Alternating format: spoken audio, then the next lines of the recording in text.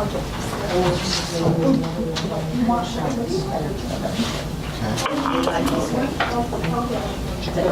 have the number one, first and third class. It started earlier.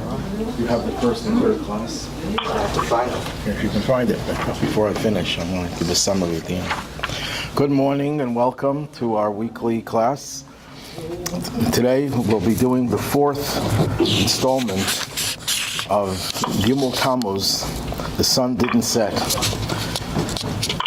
And this is essentially about the Rebbe who could be described as a wonder, a Jewish leader who has done so much for so many, so selflessly. And we're just going through various aspects of the Rebbe's work, the Rebbe's personality, his greatness. And some of it you have in this outline we actually did last week, so we're going to pick up where we left off. Just one footnote. If you noticed, the item miracles we left for the end, more or less to the end. It's not that miracles aren't exciting and important, but the greatest miracle is not when you alter nature. The greatest miracle is when you alter your own nature. The greatest miracle is when you are able to make the world a different world, a world the way it was intended. The reason why it was created was for us to transform the world. And that's something that not only the Rebbe is unique in doing, but every one of us is in that position to perform that miracle of changing ourselves and changing the world around us. The fact that some people could do even more astounding things, changing nature, giving a blessing, and the blessing comes true, a deathly ill person recovers, all that, yes, is true. Jews have always believed in miracles. If you read the Torah, you see how many miracles occurred, from the splitting of the sea through Elisha reviving the dead. And some people say, well, that's then.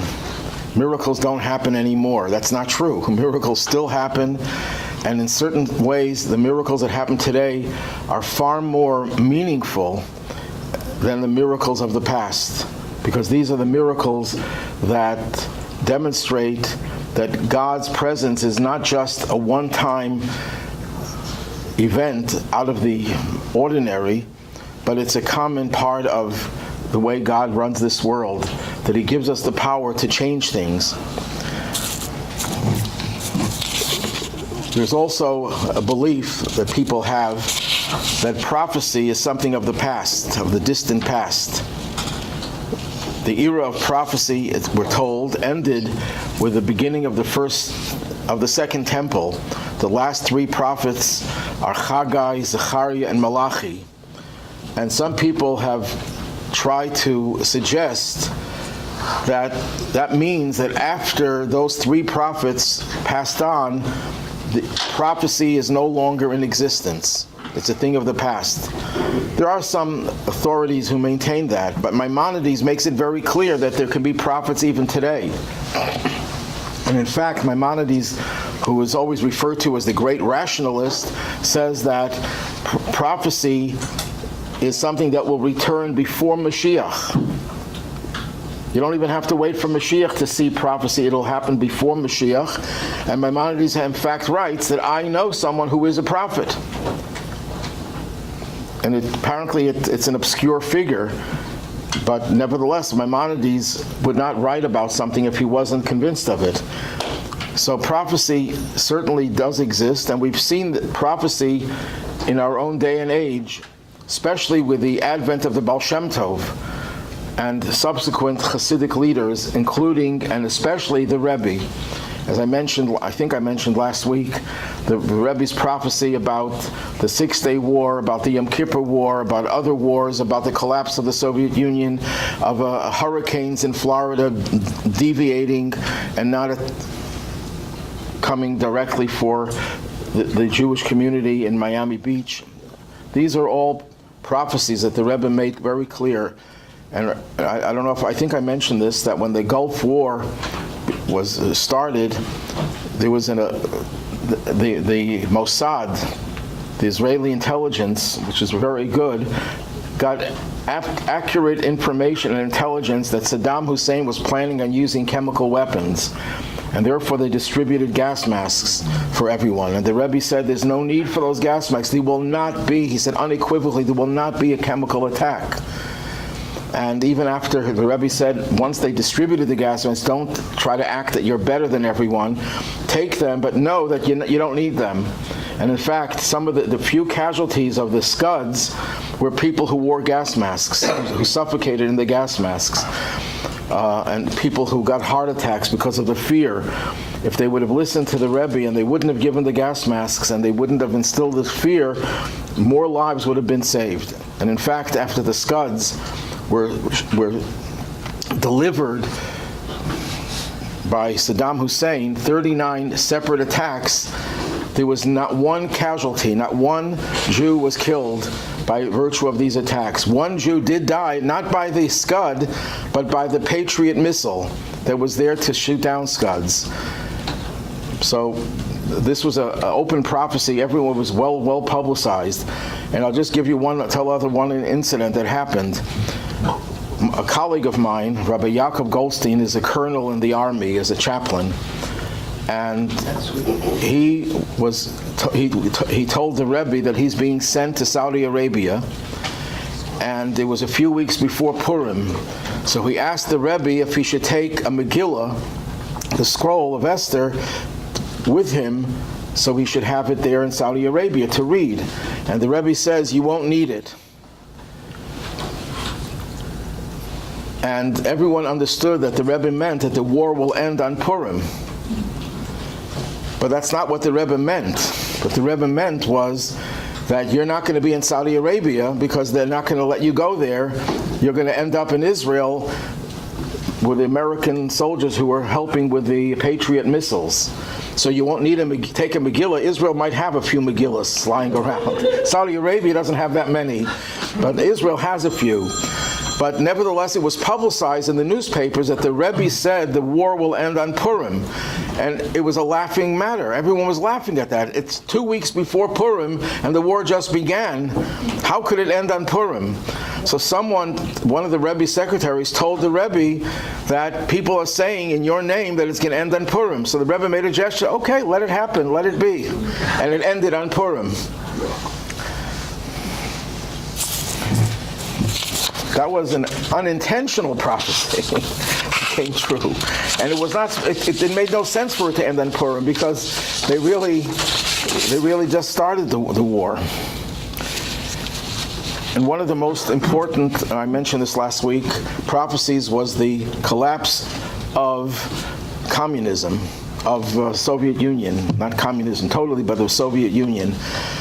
And another colleague of mine from South Africa had one of his congregants said to him, I would sooner believe in the coming of Mashiach than I would believe in the collapse of the Soviet Union.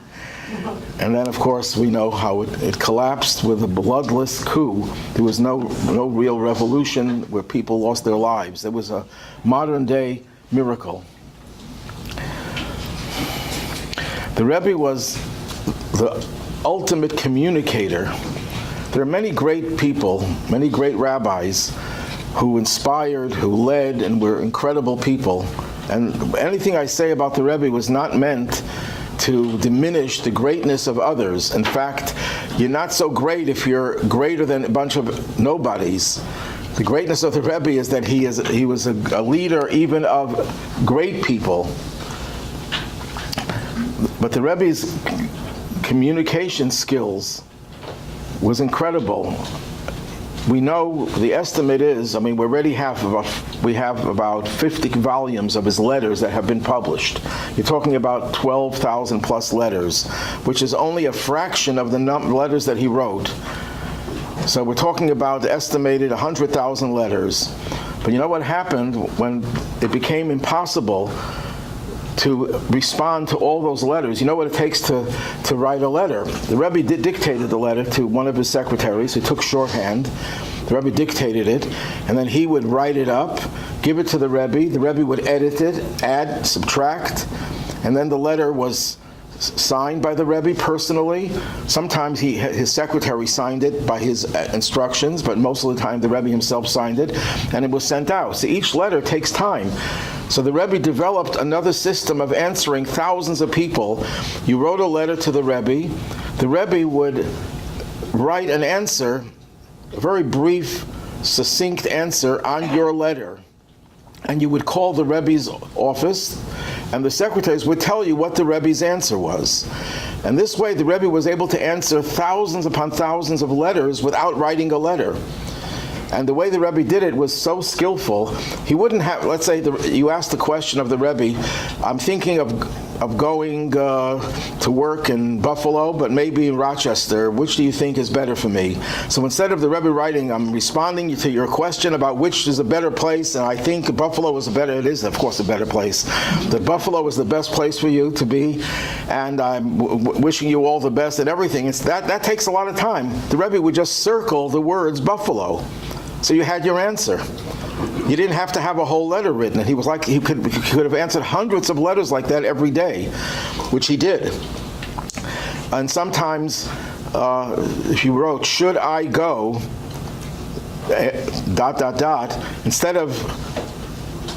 Instead of giving a whole response, the Rebbe would do what do you call those things? The S, and would invert the words. Instead of saying, should I go, he would make it sound, I should go. So that way, that's all he needed to write. I asked the Rebbe once a question, and the Rebbe answered by paraphrasing a Talmudic saying. 4 words. And those 4 words not only gave me the answer, but it was also an explanation why he thought that option was better for me than the other option. Because it described a certain mindset that in the context of the Talmud had nothing to do with me, with my question, but it was a paraphrase, and that way he was able to give me a full answer, which would have taken a letter of a few paragraphs. So in that way he was able to answer, and my estimate is about 500,000 answers, including 100,000 letters and a few 100,000 more answers on your letter. But the Rebbe also spoke in the early years of his leadership. He had 2 nights a week, it alternated, where he would meet people, and it would go from 8 p.m. anywhere 3, 4, 5, 6, 7, 8, 9, 10 a.m. And people would just come in, speak to the Rebbe. Sometimes the Rebbe would keep someone 2-3 hours. There were some nights, I think I mentioned this last week, he had the Mossad, the head of the Mossad for the Soviet Union, spent an entire night with the Rebbe, 6-7 hours. The Rebbe debriefed him about everything that he knew, what's going on with the Jews in Russia.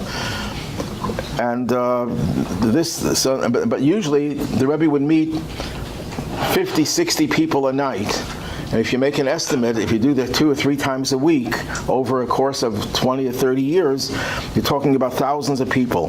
Then, when it became impossible to meet with so many people, and the Rebbe's health was also, after suffering a massive heart attack, they realized that that's not healthy for the Rebbe to be up 3 nights. He's up anyhow those nights of the week, but he wouldn't be.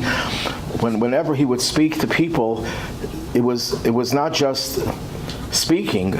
One of the Rebbe's predecessors, the 4th Chabad Rebbe, was a young man, and he would only have 1 hour a day that he would meet with people. And before he would meet with them, he would change his clothing to have fresh clothing. He had an attendant, and then an hour later, his clothing was saturated with perspiration. And the attendant, who had to work hard because he had to launder the clothing, says to the Rebbe, I don't understand. You're just wearing this for 1 hour and you're perspiring? So the Rebbe he was a very simple man, so he really didn't understand deep things. So the Rebbe explained to him, imagine he says, when I have to help someone, how can I help them? I'm me, and he or she is who he or she is. How could one individual help another? The answer is, I have to take off my clothing, who I am, and put on the other person's clothing. In English, the word is empathy. You have to totally empathize with that person by being in their place and experiencing the pain that they're experiencing. But then I can't help them, because if they're in a rut, I'm also in that same rut. So I have to take off their clothing and put back on my clothing. And if I do it 20 times in 1 hour, getting dressed, undressed, dressed, undressed, dressed, undressed, you perspire. It's very, very taxing on you. And he said that's exactly what happens when the Rebbe meets with people. He's taking off his own clothing, putting on yours. And one of the things that I heard this from many people, that when they're in the Rebbe's room, you feel that there was no one else in the world that exists except for you. You felt the Rebbe was there 100%, and there was no one else that the Rebbe had to think about. And that means that he was totally into you, and then he had to be himself as well in order to help. And the Rebbe would, through this process, meet with so many people, it became impossible. It would be taxing on his health. So the Rebbe started his own system of giving $1, I mentioned this many times, to every person who would come by. And the Rebbe once said that the reason why he's doing this is, number one, his father-in-law, his predecessor, said that whenever two Jews meet, there should always be a discussion about how they can help a third person. In other words, you can't just meet with someone for coffee to chat a little, which is a nice thing sometimes, but you have to always find how you can use that meeting to help another person. So here the Rebbe would meet with thousands of people, and every meeting, which took 2-3 seconds, you were helping someone else, because he gave you $1 to give to tzedakah and add some of your own. But the Rebbe said there's another reason, he once said, why he meets. He says, I'm looking to see into the soul of every person. I'm paraphrasing, these are not the exact words. In other words, to look deep into your soul and to try to elicit the positive energy within each person. In other words, for the Rebbe, this was not just a quick meeting taking 2-3 seconds, giving $1, saying have bracha v'hatzlacha, blessing and success. But the Rebbe looked into everyone there, and that's why there are so many thousands of stories. I have a nephew who was dating a girl, not a Chabad girl, from Toronto, and she never saw the Rebbe before in her life. And she went with her sister, who also never saw the Rebbe before, to get $1 from the Rebbe. They treasured the fact that the Rebbe was such a great and holy person. And the Rebbe gives one girl $1 and gives her the standard blessing, and it gives the sister the $1, and the Rebbe says, "Happy birthday." So it was her birthday, but she didn't say anything to the Rebbe. She wasn't wearing one of those, what do you call those hats? Those cones. She wasn't in any way indicating that it's her birthday. And she never met the Rebbe. The Rebbe never met her. They never communicated. And the Rebbe said, "Happy birthday." And the stories like this were in the thousands, where the Rebbe was able to see everything about you in those few seconds and try to inspire you just by being there and receiving that $1. So it was much more than just giving $1. And that's the way the Rebbe reached, that way, tens of thousands of people directly. And of course, the Rebbe reached hundreds of thousands more Jews indirectly through his shluchim, through his emissaries, through the thousands of people who the Rebbe sent all over the world to relate to and help and educate and inspire Jews wherever they may be. I also mentioned this last week. The Rebbe celebrated the role of women more than I don't know any Jewish leader, in addition to the fact that every Chabad emissary goes with his spouse, and they're co-partners in all of the work that is done.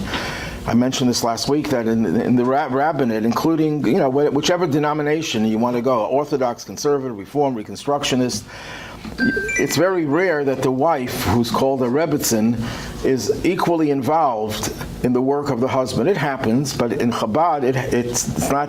It just happens. That's the standard. It's rare to find a single rabbi who is involved in this work.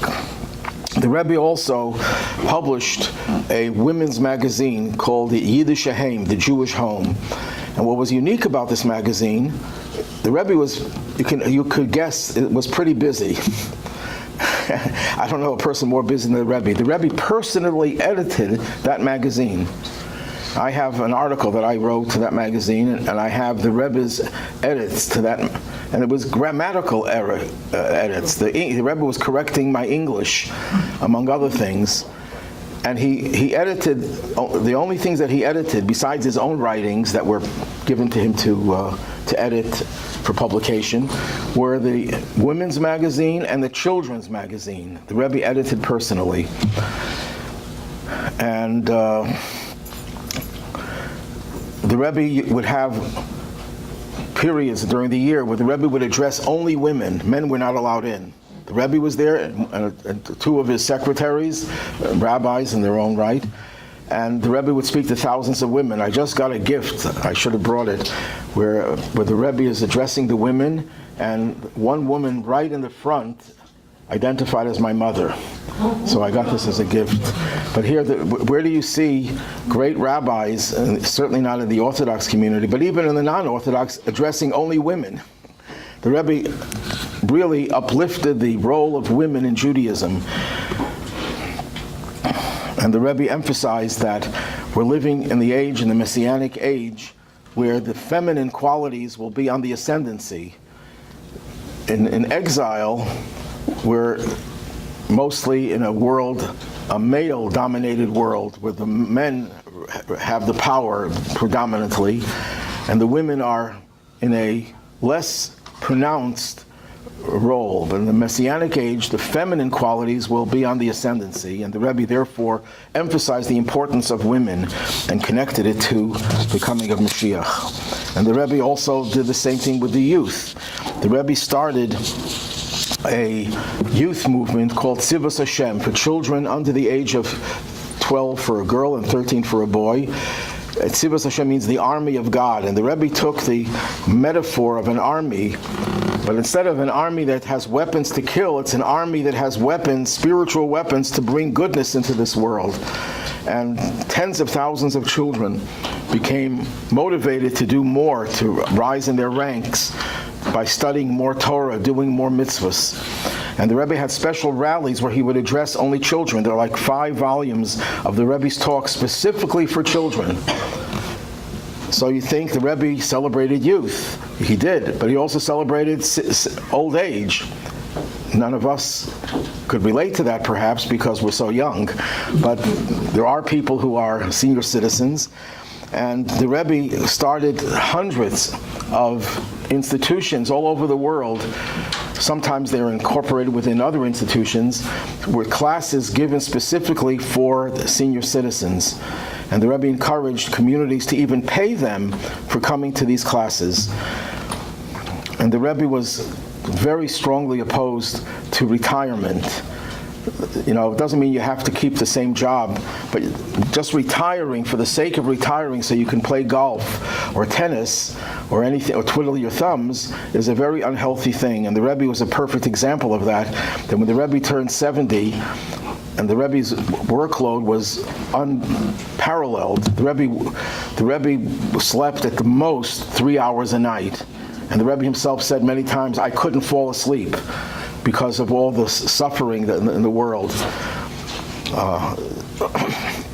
So, and in spite of that, and because of that, people thought when the Rebbe reached the age of 70, he's going to start taking it easy. So the Rebbe disabused us of that thought by telling his Chassidim, I want you to establish 71, because when you're 70, you're not 70, you're 70 going into your 71st year. I want you to establish 71 new institutions. And not only did they establish 71, they established many times over that. And that meant more work for the Rebbe, because every institution would send a report to the Rebbe, and the Rebbe would read all the reports and comment on them. Where did he have the time to do that? Well, the Rebbe was a speed reader. And just to share a little cute anecdote, my brother, I told you one story of my brother with a matzah. I'll tell you another story. The first time he went to the Rebbe, so it's customary when you go have this private meeting with the Rebbe, you write down every detail of what you want to ask, but you put it in writing. So my brother wrote a whole Megillah, tiny little writing.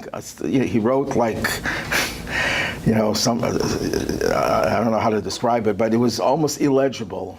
And his handwriting wasn't the greatest either. And he wrote, I think, 2 or 3 pages about his whole life and everything. He didn't know that you write in detail, but you don't have to give the Rebbe a whole Megillah.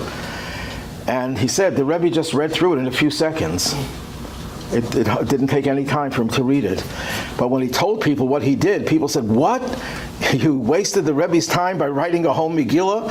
He says, that's not the right thing. You just write it very, very briefly. So the next year, he wrote huge letters, and five lines, if even that, and he felt better. He says, when the Rebbe took this letter, the Rebbe was going through it so slowly.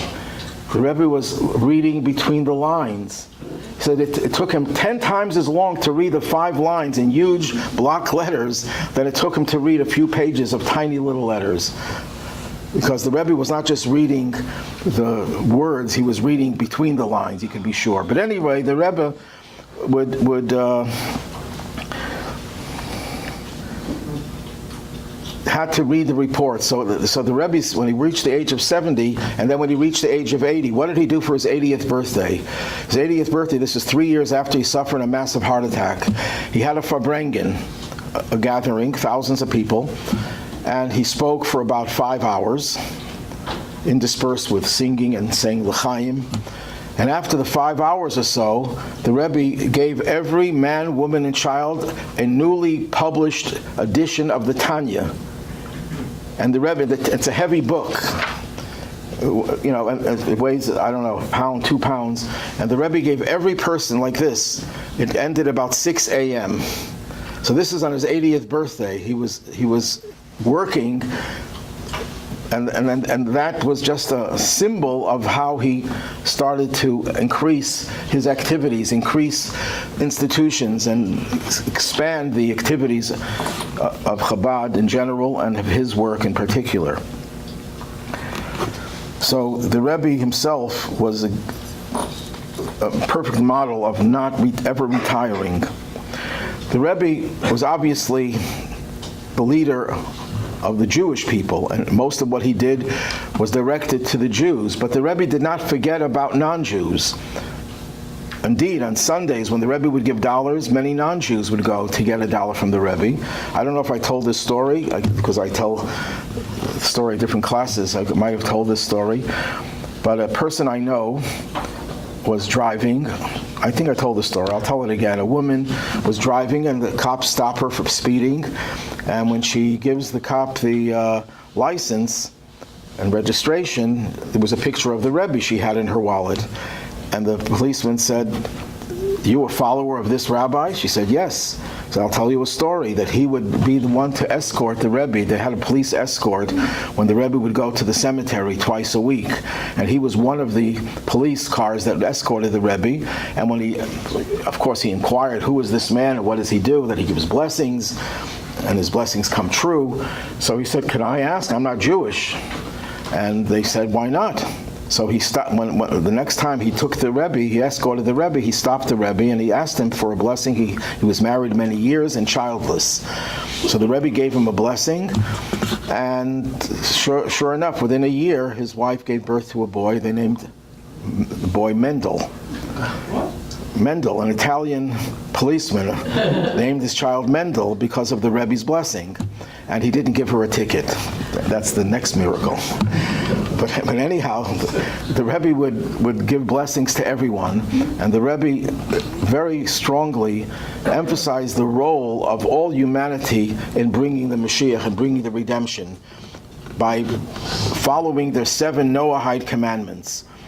See, this is something that was kept secret for generations, for centuries and millennia.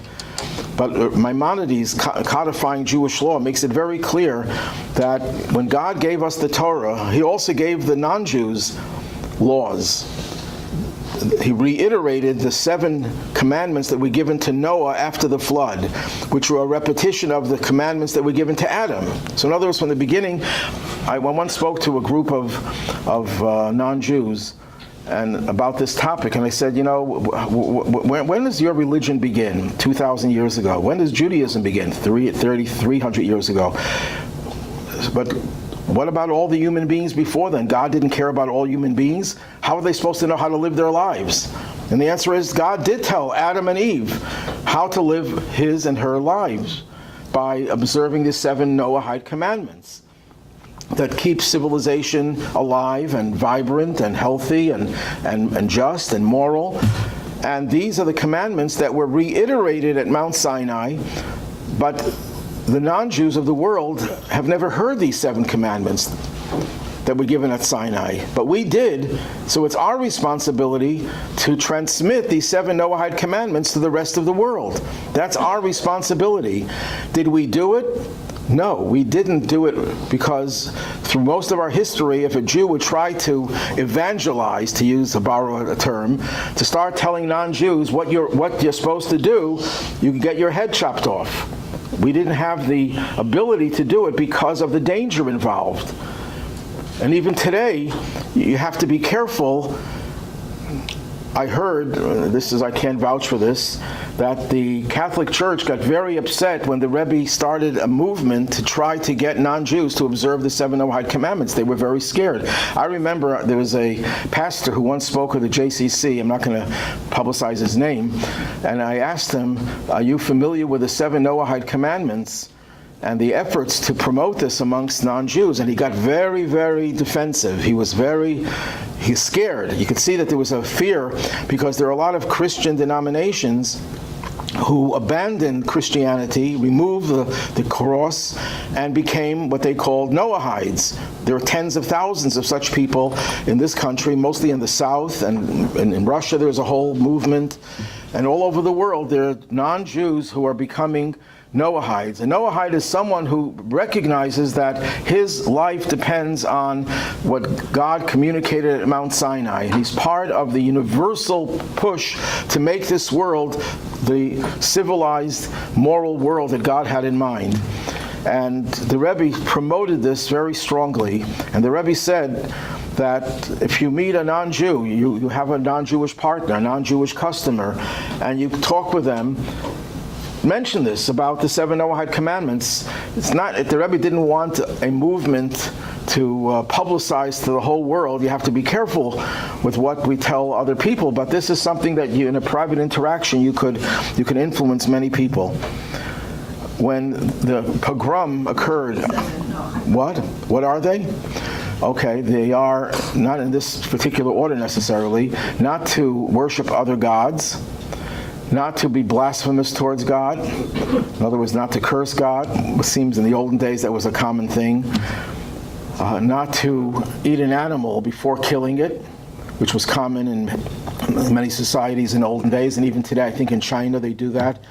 Not to steal, any form of theft, not to commit murder, not to commit sexual crimes, and to establish courts that will legislate laws to protect society, which is a very broad category.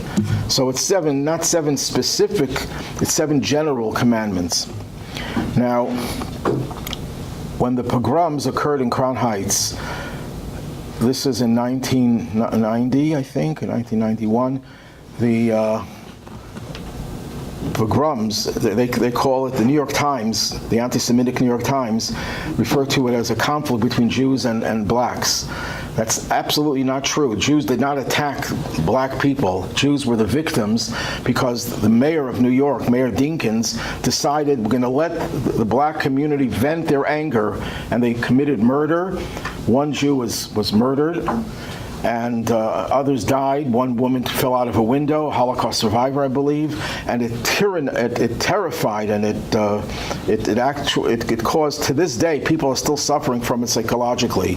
I spoke to a captain in the New York City Police. He had a student here in Buffalo, and he said he didn't know anything about it.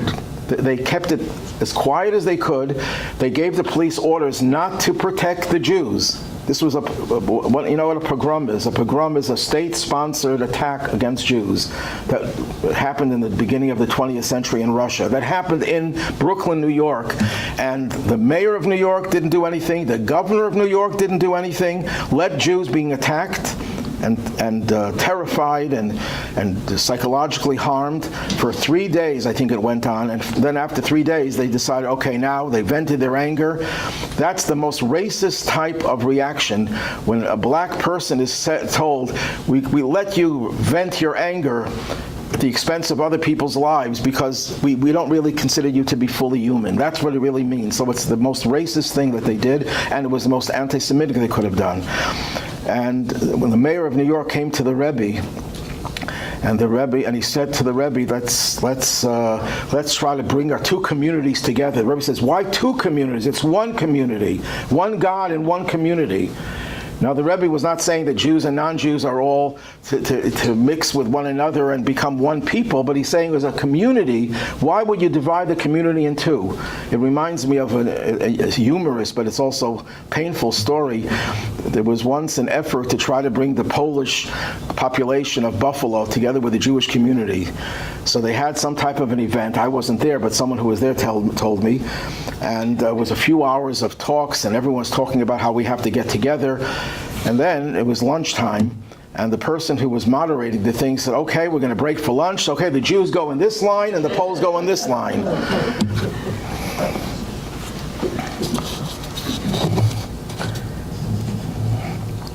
Now, the overarching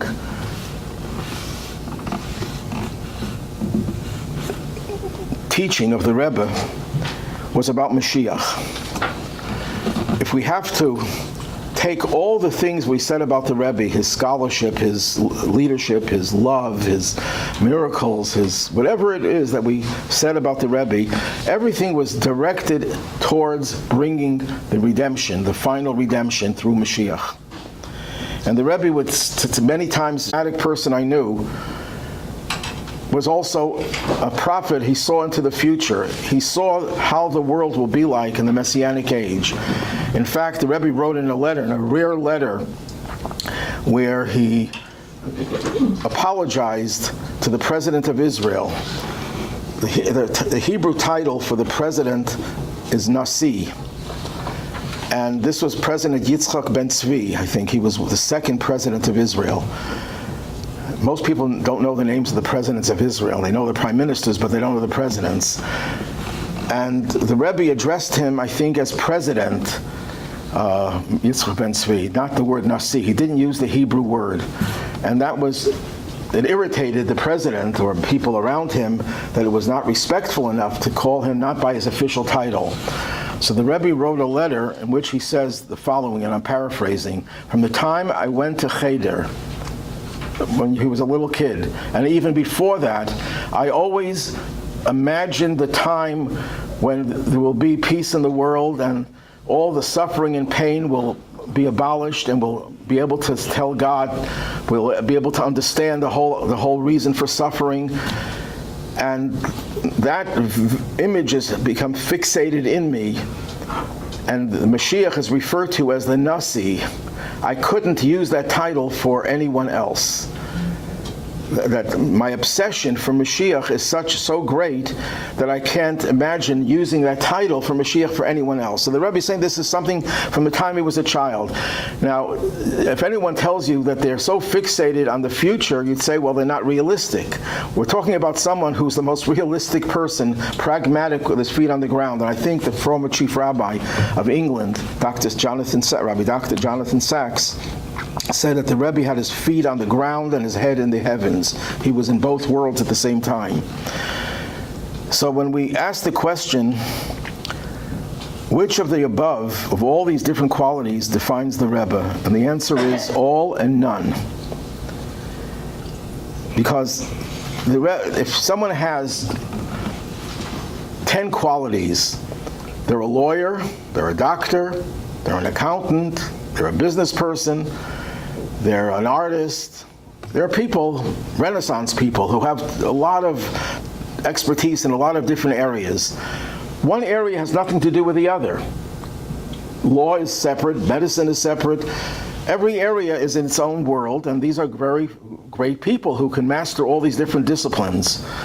The Rebbe mastered all the different disciplines, but they were not different disciplines for him. They were all extensions of one central theme of making the world that God had in mind when he created it, bringing the world to its full fulfillment. So that everything he did was just an extension of that. When he was giving people business advice, he wasn't giving as a business expert, he was giving as someone who wants the world to be a better place. And that was his way of making that happen in all these different areas in which he manifested himself. When the Rebbe became Rebbe and he finally accepted the leadership, which he didn't want, and for months and months he protested against it, and he finally, at the behest of his wife, the Rebbitzin, who said that if you don't accept my father's work, we'll go down the drain, and he finally relented and he gave in.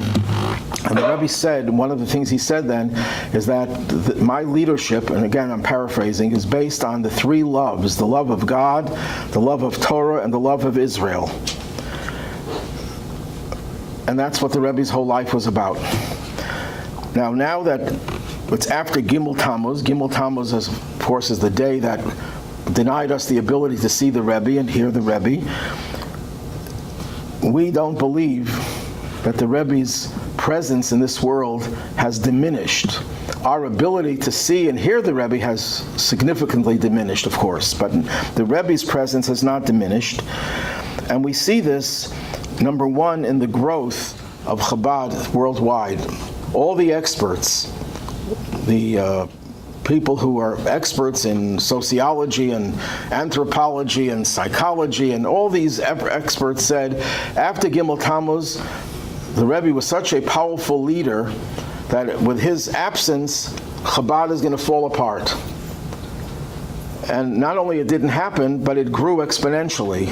And if you ask any Chabad person, who caused it to grow? Is it Rabbi X, Rabbi Y, Rabbi Z? No, there's not one person that anyone would listen to and say, I'm going to go to Siberia to open a Chabad house in Siberia because Rabbi so-and-so told me. It's only because they feel that the Rebbe wants me to go there. If anyone would want you to go to some hick town somewhere in the United States, why would you go there? Why would a person who has a rabbinic degree, who's looking to start a family, go to a little hick town where you don't even know one Jew there? My son, Mendy, this is already how many years? 20 years? Went to a city in Florida called Bonita Springs. How many Jews did he know? 0. He didn't know one single Jew when he went there. Who was hiring him? No one. No one was hiring him. He wasn't offered a job with a salary. And I'm bragging about my son, of course, because I'm a little biased, but this is typical. And he went to Bonita Springs, not having a single dime guaranteed to him. He raised some money in New York from people he knew, and he went to Bonita Springs, and he went to a mall. Where do you find Jews? You find them in a mall. So he sees a Jewish-looking face, if there is such a thing. I think there is such a thing sometimes. It works sometimes. And he says, ask him, are you Jewish? Yes. Do you know any other Jews? No. Well, right now he gets hundreds of people coming to some of his functions. And he has a daily minyan. In a city, in a town where he didn't even know one Jew. There is not one other Jewish organization in town to this day. He's the only one. And he's expanding. But why would he go there? You know, he was talented enough that he could have gotten a job as a rabbi in a synagogue with a salary guaranteed, could have become a teacher, a principal. You know, there are many jobs in doing good things and Jewish things that you get paid for, because he knew the Rebbe wants us to go to different places to ignite the sparks of Jews wherever they are. And that's across the board. So the Rebbe's presence is is as pronounced, if not more, than it ever was. The chief rabbi of Israel, Rabbi Lau, the former chief rabbi, now his son is the chief rabbi, was once discussing the Rebbe with a non-Hasidic rabbi, and the rabbi complained that, you know, these Chabad are crazies. They say the Rebbe is still here. So he said, I just got back from China, where I visited the many Chabad houses in China. I think there are about a dozen Chabad houses in China, because a lot of Jewish business people go to China. And he said, if your Rebbe, if your teacher that you revere would tell you to go to China, would you go? He says, first of all, my teacher would never tell me to go to China. Second of all, if he did, I wouldn't go. He says, well, who's more alive, the Rebbe or your teacher? That was the chief rabbi of Israel's response. And the Rebbe left us with a mission. About a year before he suffered a stroke, a little less than a year, the Rebbe said, I did everything in my power to bring Mashiach. Now I'm handing it over to you. You're big boys now.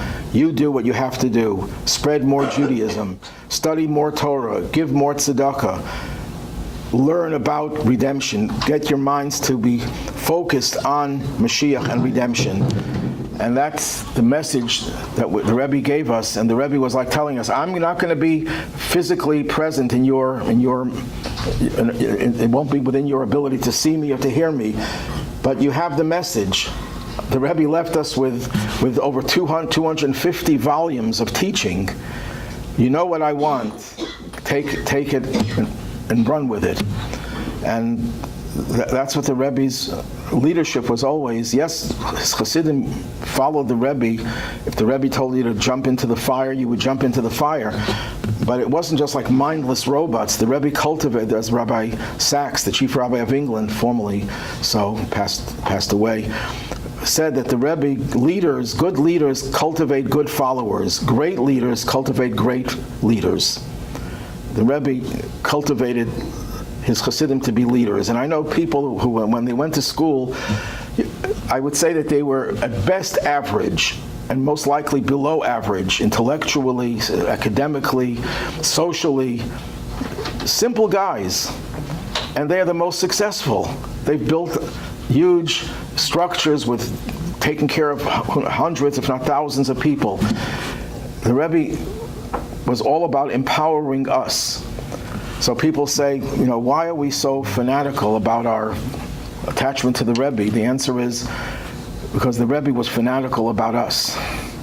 And if someone is fanatical about you, you'll be fanatical about them.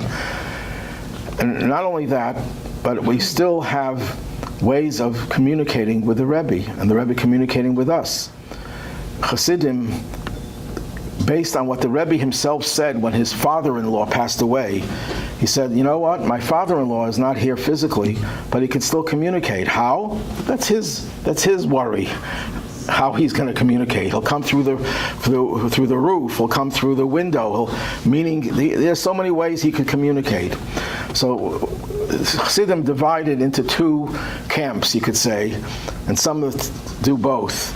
Some people would go to the resting place in Queens and write down their requests and ask the Rebbe for his blessings, and they would feel that they were helped.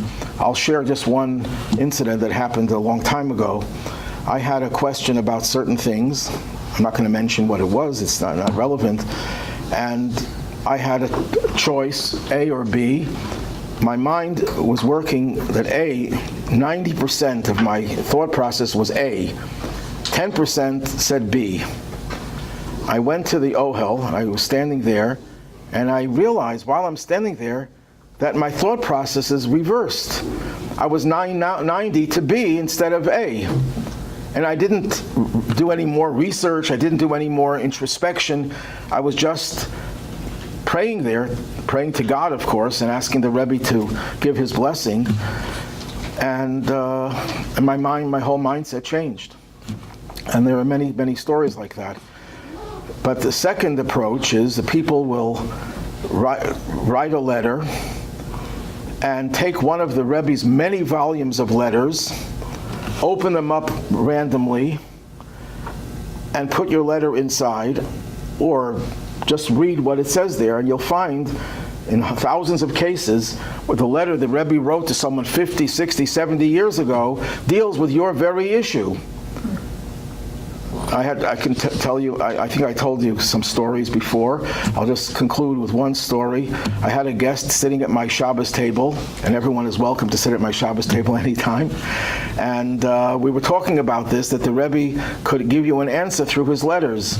And she says, she was very skeptical, and I don't blame her for being skeptical. But I told her, you can try it. She said, could she try it? Yes. So right behind her were, I had about 7 or 8 volumes, 10 volumes of the Rebbe's English letters. So she took a volume randomly and she opened it up. She didn't tell me what she asked the Rebbe.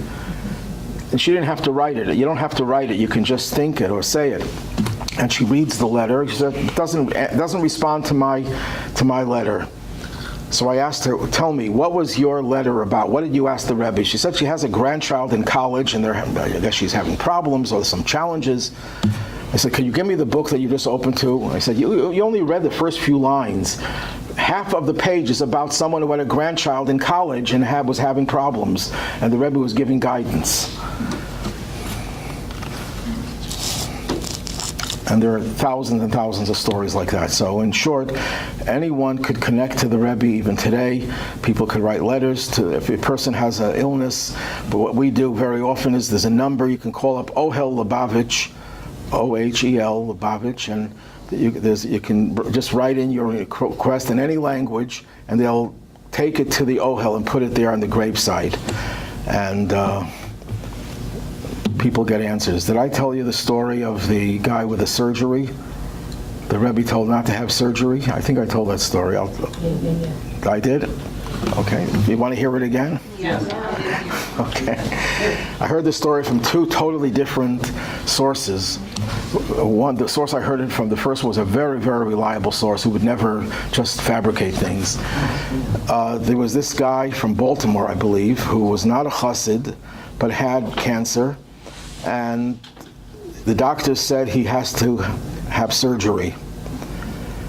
And he went to the Rebbe to get $1 from the Rebbe, and they videoed all the dollars that the Rebbe gave and people who passed by. And the Rebbe told him, do not do the surgery.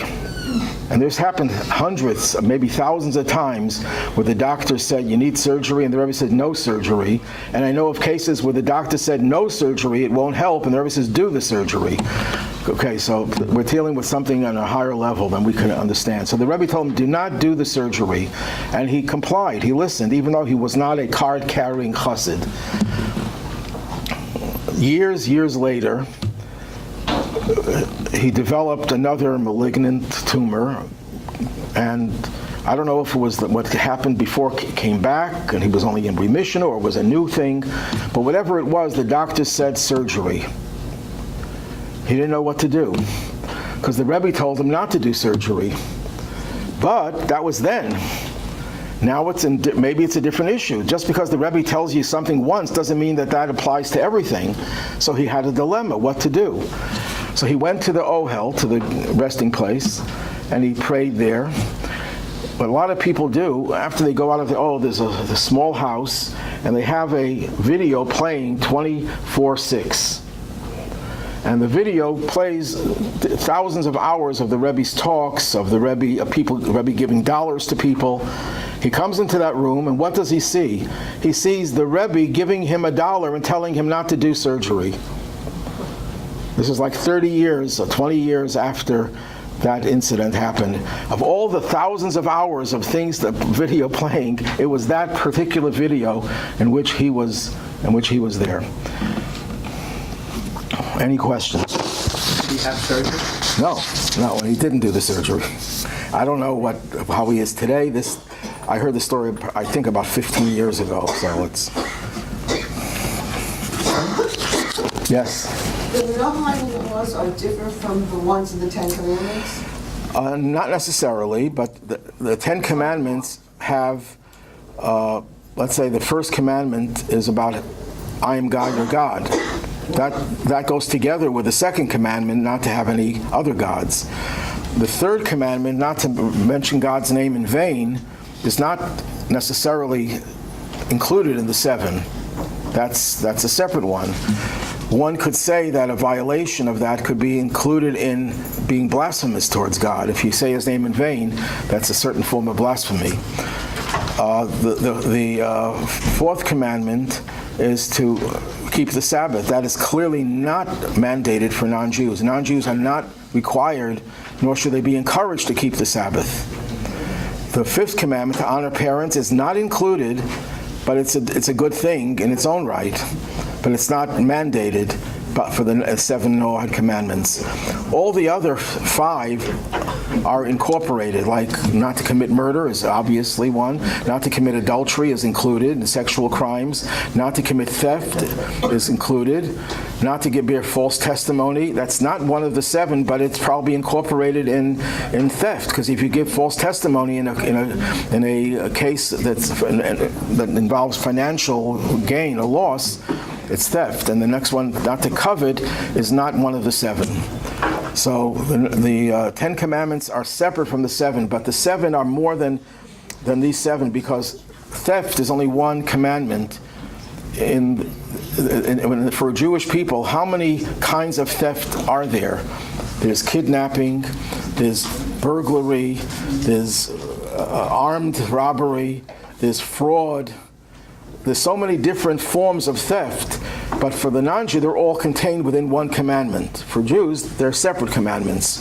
So that's only a classifying difference, but they're obligated to keep those as well. Any other questions? Yes? Was there ever anybody who said, I'm going to be the next Rebbe, I'm the leader now? No one is foolish enough to say that. And that might be the first thing to disqualify that person. Because we know that every Rebbe, the Rebbe and all his predecessors, to one degree or another, didn't want to be Rebbe, didn't want to have power and fame. The Rebbe's father-in-law, who was an only child of his father, really, when his father told him that you are going to be the Rebbe, so he had no choice, but he was so reluctant that when he had to give his first discourse, he hid to give it to one person.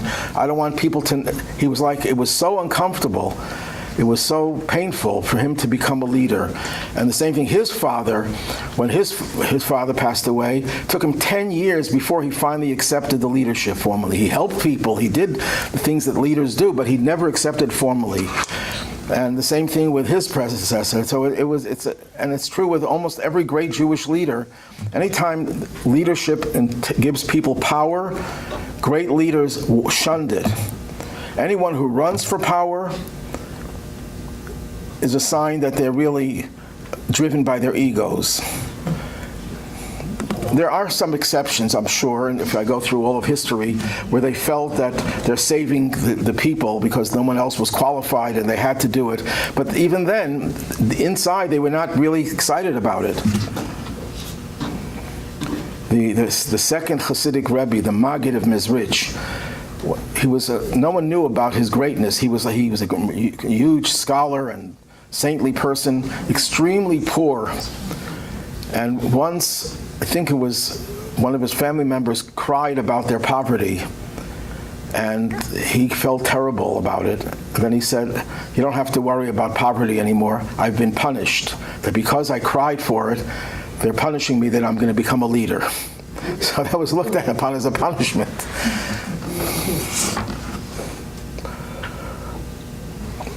But the question that many people ask, should we try to appoint someone as the leader? And the answer is no. And the reason for that is, the primary reason is when the Rebbe's wife passed away, the Rebbe alluded to the time when he would be absent.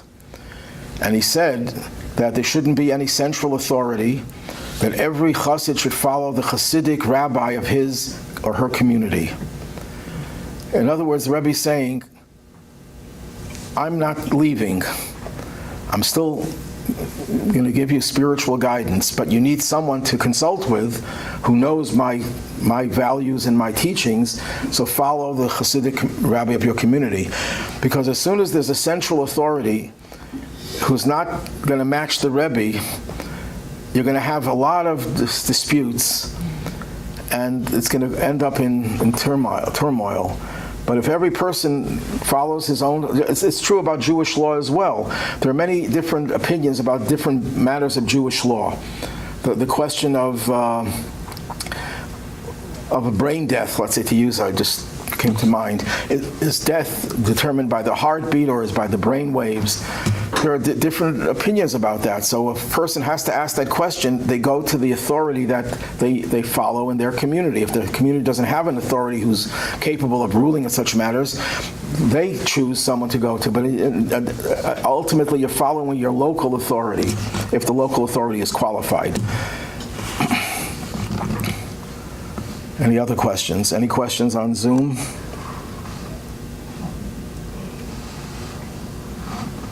No, okay. So everyone this concludes the series, and God willing, next week we'll have a different topic.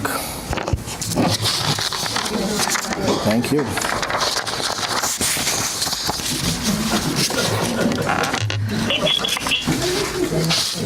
Just excellent, Rabbi. Thank you. Thank you.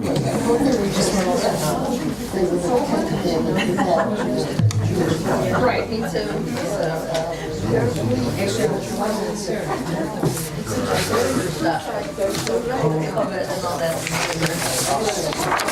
You could call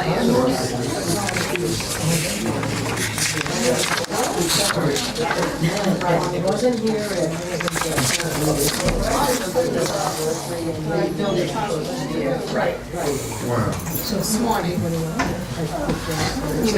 called me and I called you. Right. I know. So I called you back and you said that you wanted to cover your neighbor's stuff. So when I hung up, I don't know how and I hear it's always the It's a different jurisdiction. Oh my God, it was 8:20. So how are you doing? Good? Tell Mom, she says, on the weekday we get up at 5. And on the weekend we get I'm up not at talking about 7. that, just She said, I've been here for a while. And I said, oh, thank God. I said, I just shut you off. I turn it off. Sometimes I do that. She's down from work. You know what I mean? Sometimes I call in and he's right underneath you. So,